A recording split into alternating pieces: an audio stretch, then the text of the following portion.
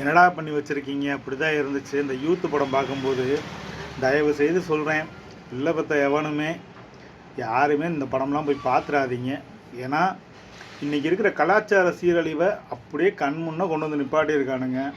கேவலமாக இருக்குது அந்த படம். உண்மையிலே ஓப்பனாக சொல்லணும்னா அந்த படம் சுத்தமாக விளங்கலை. ஆனாலும் அந்த ஒரு பாட்டு ஹிட் ஆயிடுச்சுன்னு சொல்லிட்டு நிறைய பேர் அந்த படத்தை போய் பார்க்குறாங்க. ஆனால் இன்றைக்கி இருக்கிற ஜென்ரேஷன் கெட்டு போகிறது இப்படித்தான் அப்படின்றதுக்கு இந்த படமும் ஒரு எடுத்துக்காட்டு. ஏன்னா படத்தில் நல்ல விஷயத்த சொன்னால் பரவாயில்ல, அவங்க ஏற்கனவே நாசமாக போய்கிட்டு இருக்கானுங்க. நாசமாக போய்கிட்டு இருக்கவனை திருப்பி நீ நாசமாகவே போடான்ற மாதிரியே ஒரு 10th படிக்கிற பையன் லவ் பண்ணுற மாதிரி ஒரு சீனை எடுத்து அதை 12th வரைக்கும் கொண்டு வந்து, ஐயோ டேய் நல்லா படித்த எங்கள் வாழ்க்கையை நடுத்தரவில் நிற்கிதுடா. படம் எடுக்கிறது கொஞ்சம் பார்த்து எடுங்கடா. உங்கள்கிட்ட கேமரா இருக்குது, ஆள் இருக்காங்க, ஆர்டிஸ்ட் இருக்காங்க, நீங்கள் எடுக்கிறதெல்லாம் மக்கள் பார்த்துக்கிட்டு இருக்காங்க. கொஞ்சமாவது மனச்சாட்சியோட ஒரு வீடியோ ஆடியோ லான்ச் ஏதாவது பண்ணுங்கள். 10th படிக்கும்போது லவ், அதில் கட்டி பிடிக்கிற சீனு, கிஸ் அடிக்கிற மாதிரி கிட்டக்க வச்சு லிப் டு லிப்பு வர மாதிரி சீனு, பிள்ளைய பார்க்குறாங்க. பொம்பளை பிள்ளைய சூழ்நிலையும் பசங்க சூழ்நிலையும் இன்றைக்கி எப்படி போய்கிட்டு இருக்குது. பாதி பிள்ளைங்கோவா மாறிக்கிட்டு தெரியுது. மீதி இருக்க பிள்ளைங்க பொம்பளை பிள்ளைகளும் இன்றைக்கி பிள்ளைங்க ஸ்டைலில் நிறையா இந்த 100 ரூபா செருப்பு, அரைக்கால்ட்டா, முக்கா பேண்ட்டு, கவர்மெண்ட் ஸ்கூலில் இருக்க பிள்ளைகள்லாம் அவ்வளோ கேவலமான ட்ரெஸ்ஸஸ். ஸ்கூலில் நாங்கள் படிக்கிற காலத்தில் இருந்தப்போ இந்த ட்ரெஸ் தான் போடணும், இந்த கண்டிஷனில் தான் இருக்கணுன்ற ரூல்ஸ் எல்லாம் இருந்துச்சு. ஆனால் இப்போ பேரண்ட்ஸு பிள்ளைகளை கண்டிக்கிறதே கிடையாது. அங்கே வாத்தியார் அடிக்கக்கூடாதுன்னு ரூல்ஸு, இங்கே பேரண்ட்ஸு கண்டுக்கிறது கிடையாது. அப்புறம் அவங்க என்ன பண்ணுவாங்க, பஸ்ஸில் ஏதோ தலைவர் தூங்கிக்கிட்டு போகிறான் ஏற்கனவே. இதில் அதில் ஸ்டில்லு போட்டிருக்கான் பார்த்துக்க, அந்த யூத்துன்னு போட்டு டியூக் பைக்கு 10th படிக்கிற பையன் ஒருத்தன் டியூக் பைக் ஓட்டுறான்னு இதில் காமிக்கிறானுங்களே. இது முதல்ல சரியா? லாஜிக் இல்லாத படம். இதை கொண்டாடுறதுக்குன்னு ஒரு குரூப்பு. முதல்லாம் படங்கள் வரும், முன்னேறி கஷ்டப்பட்டு முன்னேறுற மாதிரிலாம் வரும். இப்போ அப்படிலாம் எடுக்கிறது கிடையாது. எவன் நாசமாக போனால் பரவாயில்ல, எவன் பொண்ணு எப்படி போனால் பரவாயில்ல, எவன் பையன் எப்படி போனால் பரவாயில்ல, அவன் பிள்ளையை வளர்க்குறதுக்கு அவ்வளோ கஷ்டப்படுறான். தான் இன்னைக்கு நேற்று கூட ஒரு பொண்ணு பாலியல் சீண்டலில் ஒரு பொண்ணு இறந்துருக்கு. கேவலமாக இருக்குது. ஊரை சுற்றி எங்கிட்டு பார்த்தாலும் கொலை, கொள்ளை, கற்பழிப்பு கொஞ்சம் கூட குறையலை. அரசியல்வாதிகள் தான் எங்களுக்கு நல்ல ஆட்சி நடக்குதுன்னா அவங்களாம் விளம்பரப்படுத்திக்கிட்டு இருக்காங்கன்னா, பொதுமக்கள் நம்ம அறிவு வேணாமா? இந்த படத்தை கொண்டாடணும், இந்த படத்தை கொண்டாடக்கூடாது, இந்த படம் நம்மளுக்கு ஒத்து வரும், இந்த படம் நம்ம சமுதாயத்துக்கு ஒத்து வராது. கண்டனம் தெரிவிக்கிற ஆளுகளே இப்போ யாருமே கிடையாது. எல்லாம் காசை வாங்கிட்டு பெட்டி வாங்கிட்டு வீட்டில் உட்காந்துக்கிறானுங்க. ஏன்னா உங்களுக்கு படம் எடுக்கிறதுக்கு கதை கிடைக்கலன்னா ஏதாவது நல்ல கதையாக தேடி எடுங்கடா. எதுக்குடா 10th படிக்கிற பிள்ளைய +2 படிக்கிற பிள்ளைய 8th என்னடா கணக்கில் படம் எடுக்கிறீங்க? நாடு நாசமாக போகிறதுக்கா? ஏற்கனவே நாசமாக போயிடுச்சு. இன்னும் என்ன இதில் போய் முடிய போகுது. சமுத்திரக்கனி அன்றைக்கி ஒரு விஷயம் சொல்லியிருக்காரு, இன்னும் கொஞ்ச நாளில் இந்த பாலியல் அப்படின்றது ரொம்ப ஓப்பனாக நடக்கும் அப்படின்றாரு. இதுக்கு காரணம் யாருன்னு நினைக்கிறீங்க? பிள்ளையை பெற்றவனும் பொம்பளை பிள்ளையை பெற்றவனும் ஆம்பளையும் பொம்பளையும் போய் அந்த படத்தை உட்காந்து பார்க்குறது, அந்த படத்தை கொண்டாடுறது, ரீல்ஸ் போடுற மோகத்தில். என்னைக்கு நம்ம ஒரு பொழுதுபோக்குக்குன்னு ஒரு ஃபோனை பயன்படுத்துகிறோம், அதில் இருக்க வீடியோஸை பயன்படுத்துகிறோமோ, அதை தவிர பொழுதுபோக்கை 24 மணி நேரம்னு கொண்டு வரோம் பார்த்தீங்களா, அன்னைக்கு தான் நம்மளுடைய குடும்பமே நடுத்தருவுக்கு வர்றதுக்கான முதல் அடி அதுதான்.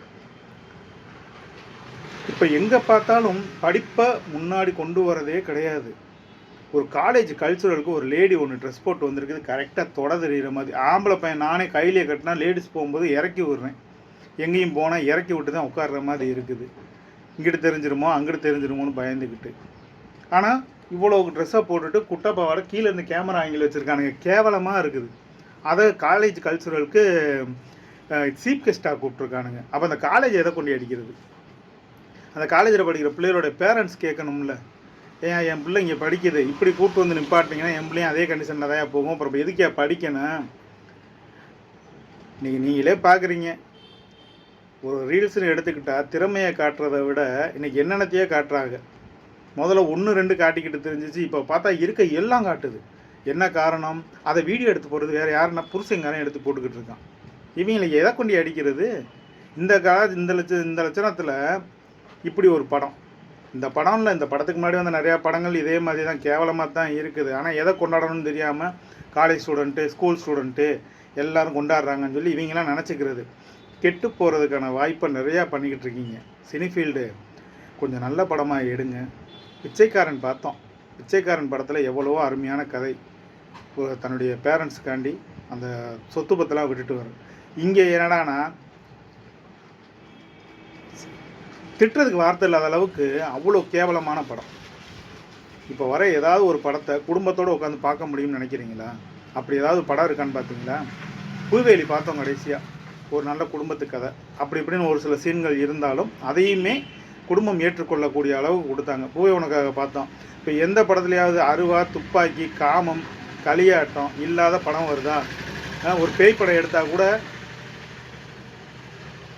தயவு செய்து படம் பார்க்காதீங்க யாருமே. நல்ல படமாக இருந்தால் மட்டும் குடும்பத்தோடு பாருங்கள். முதல்ல பிள்ளைங்க படத்துக்கு போகுது, இந்த படம் பார்க்க போகிறேன்னு சொன்னால் தயவு செய்து பார்க்க விடாதீங்க. குழந்தைங்களையும் கொஞ்சம் கண்ட்ரோல் பண்ணுங்கள். பாத்தியாருக்கு அடிக்கக்கூடாதுன்னு சொல்லிட்டாங்க, நீங்களும் கண்ட்ரோல் பண்ண மாட்டீங்க. அவங்க 100 ரூபா செருப்பையும் 3/4 பேண்ட்டையும் போட்டுக்கிட்டு ஆம்பளை பையனும் பொம்பளை பிள்ளையும் ட்ரெயினில் தொங்கிட்டு போகிறது, பஸ்ஸில் தொங்கிட்டு வர்றது, பேச்சு வேறு. அந்த பிள்ளைங்க பேச்செல்லாம் காதில் வாங்க முடியலை, ரத்தம் வர அளவுக்கு. இந்த ஆதங்கத்தெல்லாம் எங்கேயும் வெளிப்படுத்த முடியாது. எல்லாம் எலெக்ஷன் டைமிங் அப்படியே சுற்றிக்கிட்டு இருக்குதுங்க. ஸோ உங்கள் பிள்ளைகளை நீங்கள் பார்த்துக்கோங்க. இந்த மாதிரி படங்கள் வந்துக்கிட்டே தான் இருக்கும். அதுகளை திருத்த முடியாது. நம்ம சொல்கிறதெல்லாம் கேட்காதுங்க. இந்த வீடியோ பார்க்குறவங்க ஒரு சிலராவது பிள்ளைகளை அவங்களுடைய மொபைலை வாங்கி கண்ட்ரோல் பண்ணி பிள்ளைகளை ஒரு இடத்துல கட்டி கொடுக்குற வரைக்குமாவது உங்கள் கையில் வச்சு பழகுங்க. ஏன்னா இப்போ எந்த வீட்டில் எது நடக்குதுன்னே தெரிய மாட்டேங்குது. முதல் நாள் பார்த்துக்கிட்டு இருந்தோம்னா மறுநாள் பார்த்தோம்னா காலையில் அந்த பொண்ணு தற்கொலை. ஒரு 10th படிக்கிறப்பல 10th தற்கொலைன்னு வருது. அதெல்லாம் எங்கே போய் முடிய போகுதுன்னு தெரியல. இன்னும் எவ்வளவு பாலியல் குற்றங்கள் நடக்க போகுதுன்னு தெரியல. இதுக்கு ஒரு போராட்டம், ஒரு சட்ட தீர்வு.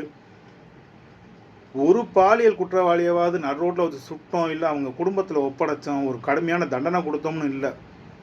இந்த கொஞ்ச நாளைக்கு முன்னாடி ஒரு 65 வயசு முதிய பெண்ணை ரேப் பண்ணி கேஸில் உள்ளே போகிறதுக்கு பதிலாக அந்த ரேப் பண்ண கேஸ் வரக்கூடாதுன்றதுக்காண்டி வேறு ஒரு போலீஸ்காரரை அடிச்சுட்டு உள்ளே போயிருக்கான்.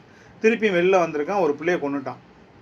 இதில் ஜாமீன் வாங்கிட்டு தான் வெளியிலே வந்திருக்கேன். அந்த ஜாமீன் என்ன ஜாமீன்? எதுக்கு ஜாமீன்? எதுக்கு கொடுக்குறோம்னு தெரியாமே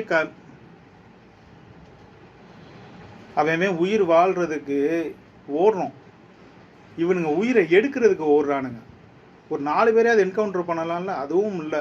இதில் பத்தாவதுக்கு இந்த மாதிரி படங்கள் வந்துச்சுன்னா சென்சார் போர்டு எதுக்கு இருக்குன்னே தெரியல. எல்லாத்தையும் அவுத்து விட்டுருச்சு. 18+ செருப்பு கொண்டு அடிச்சுக்க வேண்டியதான் எல்லோரும் சேர்ந்து. பெற்றவங்களும் உட்காந்துக்கிட்டு மூஞ்சியை பார்த்துக்க வேண்டியதான். ஃபேமிலியோட இதில் பத்தாவதுக்கு இன்னும் ஃபேமிலியோடு போய் பார்க்குறவங்களும் இருக்கானுங்க. நம்ம பிள்ளை எப்படி போனால் பரவாயில்ல அப்படின்ற மாதிரி இருக்கவனும் இருக்கானுங்க. அவங்கெல்லாம் நம்ம கணக்கில் சேர்க்க வேணாம். பிள்ளைங்க நல்லபடியாக இருக்குன்னு நினச்சிங்கன்னா கண்ணால் பார்க்குற படங்கள், காதால் கேட்குற விஷயங்கள் எல்லாத்துலேயுமே கொஞ்சம் நன்னடத்தையாக இருக்கிற அளவுக்கு பார்த்துக்கோங்க.